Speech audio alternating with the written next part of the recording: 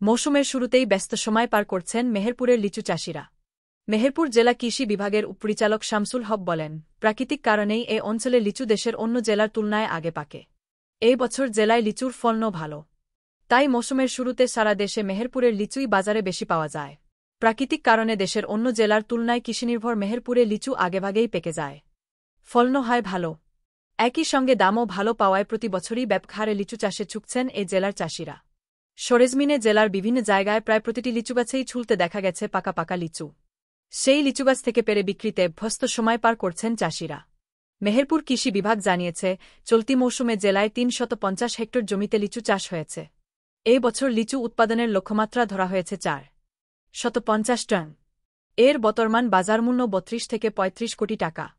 খোঁজ নিয়ে জানা যায়, মেহেরপুরে আগে লিচু ওঠা, খেতে মিষ্টি ও তুলনামূলক দাম কম হওয়ায় দেশের বিভিন্ন জেলার লিচু ব্যবসায়ীরা ভিড় করেন এখানকার বাগানগুলোতে।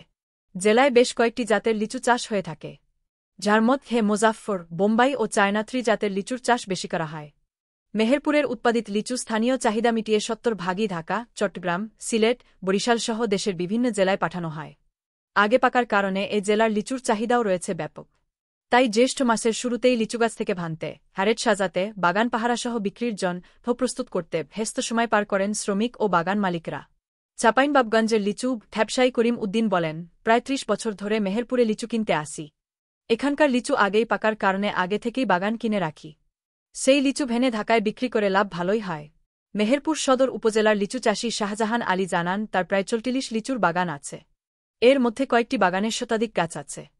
লিচু ভানার সময় প্রতিদিন গড়ে ৩০ জন করে শ্রমিক লাগে। জনপ্রতি ৫০০ টাকা করে মজুরি দিতে হয় তাদের। লিচু বাছাই করতে আসা শ্রমিক শামীম বলেন, আমরা ৫ বন্ধু লিচু বাছাইয়ের কাজে এসেছি।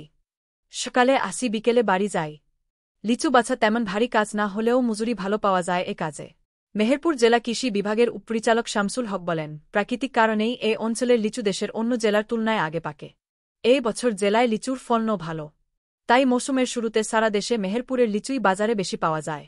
গ্রন্থনা অধ্যক্ষ মহসিন আলী আঙ্গুর, সম্পাদক ও প্রকাশক, মুজিবনগর খবর.com, মেহেরপুর।